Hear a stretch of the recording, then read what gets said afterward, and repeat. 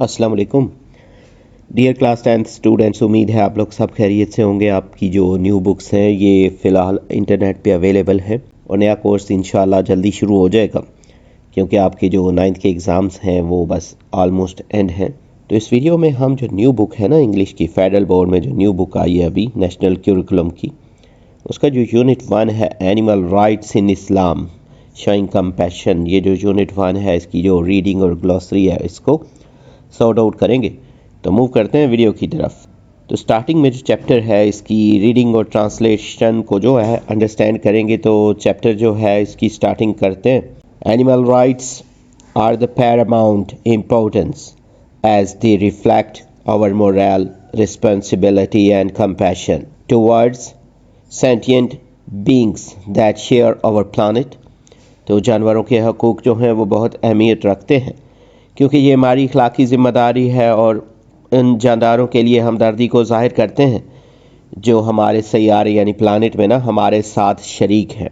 Acknowledging and respecting the rights of animals is essential for fostering a harmonious को existence. जानवरों के हकूक़ को तस्लीम करना और उनका एहतराम करना एक पुरअमन बकाए बाहमी की ज़रूरत है। Animals like humans experience pain, joy, and the desire for a life free from unnecessary sufferings. तो जानवर भी ना जैसे इंसानों की तरह दर्द, खुशी और तकलीफ से पाक जिंदगी की ख्वाहिश रखते हैं। Animal rights have been a subject of growing concern across the world, but Islam, as a comprehensive way of life, addresses this issue with a profound sense of compassion and responsibility towards all living things. दुनिया भर में जानवरों के हकूक़ एक बढ़ती हुई तशवीश का मौजू रहे हैं, लेकिन इस्लाम एक मुकम्मल तर्ज़ ज़िंदगी के तौर पर इस मामले को तमाम जानदारों के लिए गहरी हमदर्दी और ज़िम्मेदारी के साथ देखता है। To understand the importance of animal rights in Islam, it is essential to examine the treatment of animals before the advent of Islam in the Arabian Peninsula. तो इस्लाम में जानवरों के हकूक़ की अहमियत को समझने के लिए इस्लाम के ज़हूर से पहले जज़ीरा अरब में जानवरों के साथ सलूक का जायज़ा लेना ज़रूरी है। In pre-Islamic Arabia, animals were often mistreated and viewed merely as property. इस्लाम से पहले के अरब जो थे ना उसमें जानवरों के साथ बदसलूकी की जाती थी और इन्हें महज मलकियत समझा जाता था। The harsh desert environment and the nomadic lifestyle of Arabs contributed to a lack of awareness and sensitivity toward the welfare of animals. सख्त जो सहराई माहौल और अरबों की जो खाना बदोश ज़िंदगी थी ना उसने जानवरों की फलाह बहबूद के बारे में शऊर और हसासियत की कमी में किरदार अदा किया। Exploitation, cruelty and neglect were unfortunately prevalent practices. बदकिस्मती से जुल्म, ज़्यादती और लापरवाही आम रवैये थे। They used to tie animals together and kill animals in front of other animals. वो जानवरों को आपस में बांध देते थे और बाज़ औक़ात एक दूसरे के सामने ही उनको ना ज़िबा करते थे, एक जानवर के सामने ही। तो there were also customs where some body parts of animals were cut while they were still alive. और कुछ रवाज ऐसे भी थे जिसमें जानवरों के जिस्म के कुछ हिस्से इस वक्त काटे जाते थे जब वो जिंदा होते थे।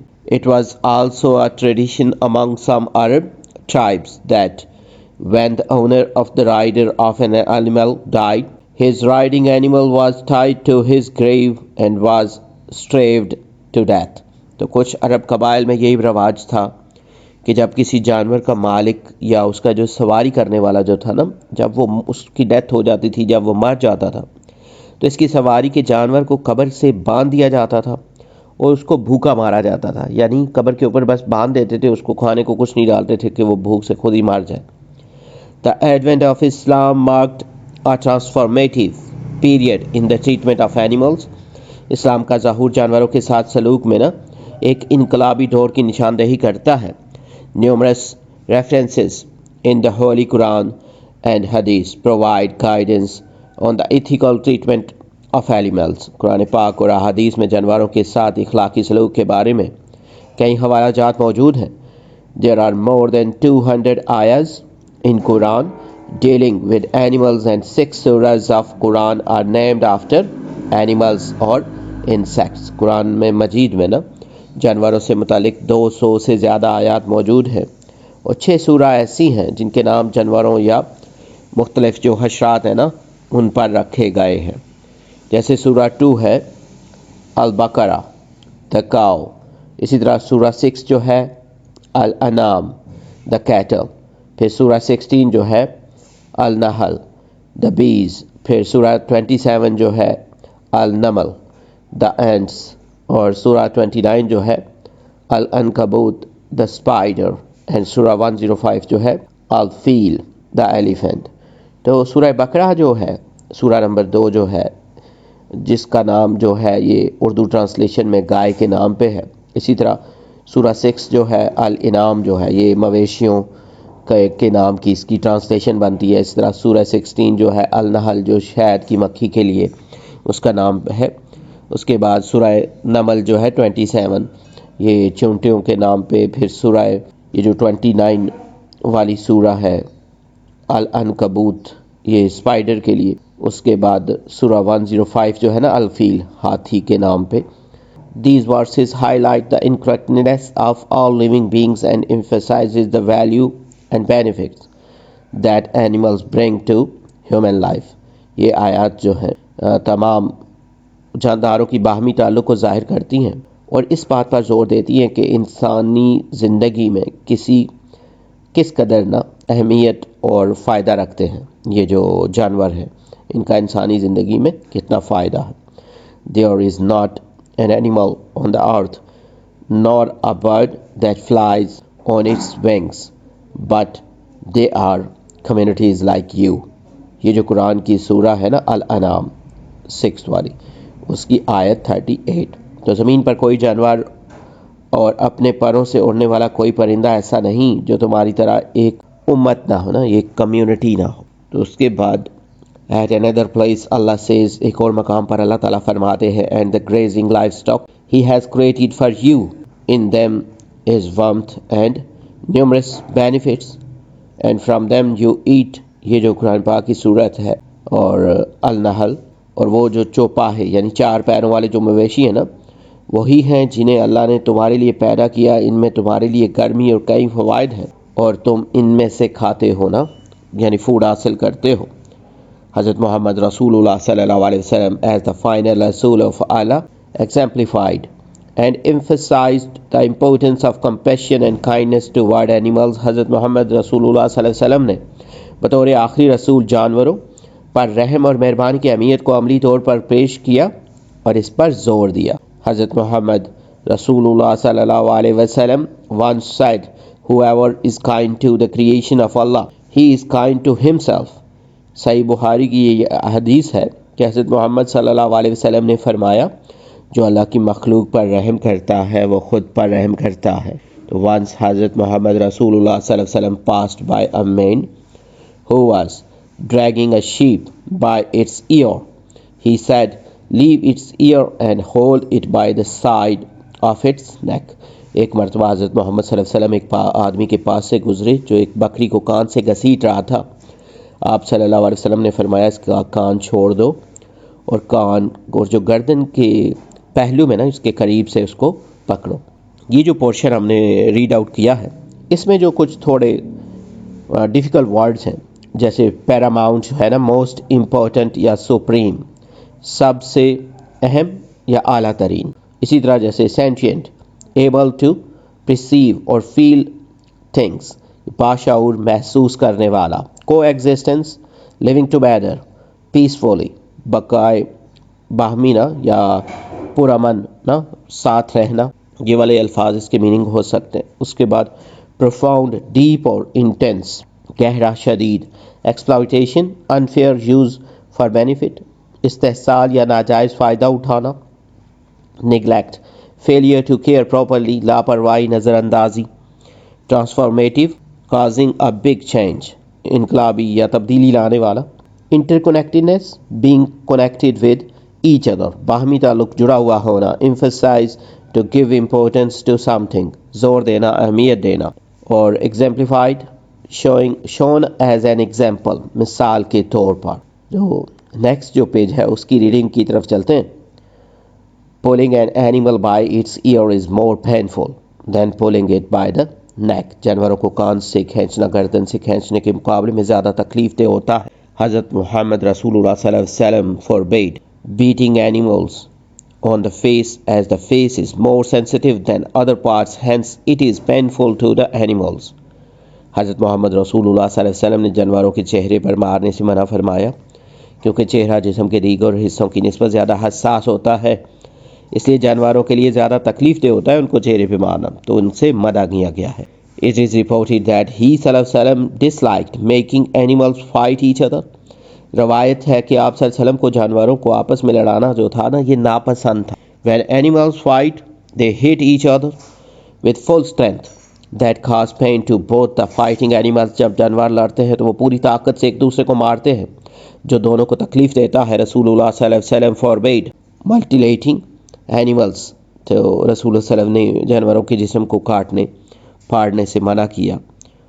اور mutilating is an act that is disliked even today.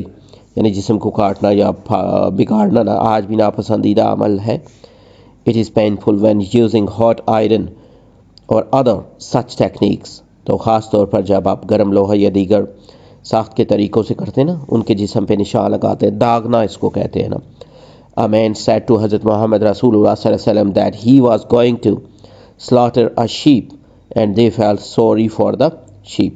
ایک شخص نے حضرت محمد صلی اللہ علیہ وسلم کہا کہ وہ ایک بھیڑ کو ذبح کرنے جا رہا ہے لیکن اسے اس پر ترس آ گیا. تو حضرت محمد رسول اللہ صلی اللہ علیہ وسلم said twice, since you showed mercy to the sheep, Allah will show mercy to you. رسول اللہ صلی اللہ علیہ وسلم نے 2 بار فرمایا جب تو نے بھیڑ پر رحم کیا تو اللہ تجھ پر رحم کرے گا، تجھ پر رحم فرمائے گا. تو حضرت عبد الرحمن بن عبداللہ quoted his father as saying. حضرت عبد الرحمن بن عبداللہ نے اپنے والد سے روایت کی ہے کہ when we were on a journey with رسول اللہ صلی اللہ علیہ وسلم and he had gone to relieve himself. تو ہم لوگ جب رسول صلی اللہ علیہ وسلم کے ساتھ سفر پر تھے اور آپ صلی اللہ علیہ وسلم حاجت کے لیے تشریف لے گئے. We saw a bird with 2 young ones. تو ہم نے ایک پرندہ دیکھا جس کے ساتھ 2 اس کے چھوٹے بچے تھے. We took the young ones. ہم نے اس کے بچے جو تھے وہ اٹھا لیے.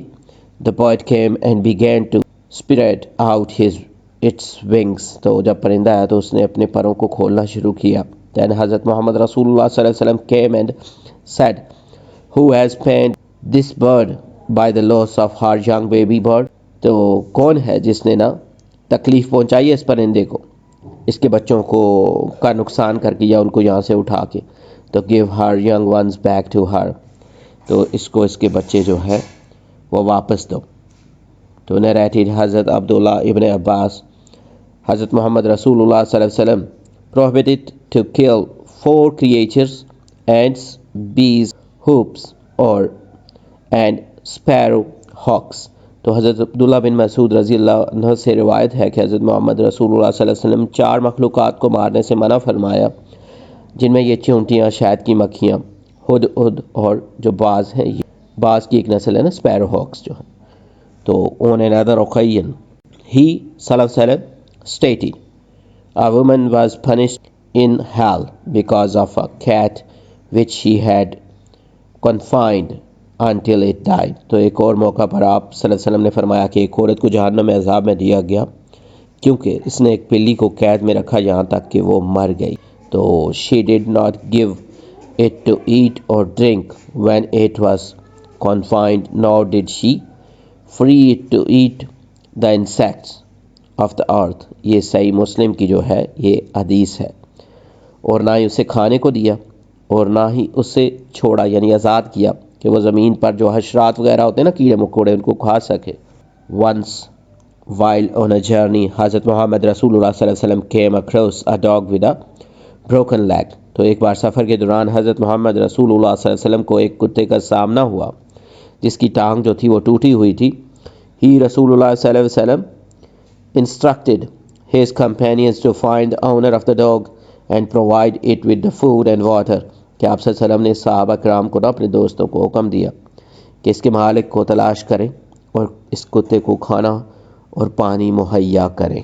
This incident exemplifies the Hazrat Muhammad Rasulullah sallallahu alaihi wasallam's concern for the welfare of animals even in seemingly minor situations. یہ واقعہ حضرت محمد رسول اللہ صلی اللہ علیہ وسلم کی جانوروں کی بھلائی کے لیے فکر مندی کی مثال ہے، چاہے وہ معاملہ بظاہر معمولی ہی کیوں نہ ہو.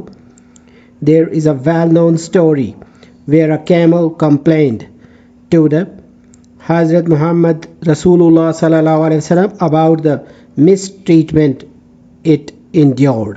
ایک مشہور واقعہ ہے کہ ایک اونٹ نے نا حضرت محمد رسول اللہ صلی اللہ علیہ وسلم سے اپنے ساتھ ہونے والی زیادتی کی شکایت کی.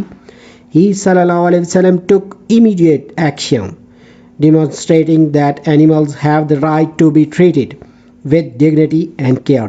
آپ صلی اللہ علیہ وسلم نے فوراً عمل کیا نا اور ثابت کیا کہ جانوروں کو عزت اور توجہ سے برتاؤ کرنے کا حق حاصل ہے.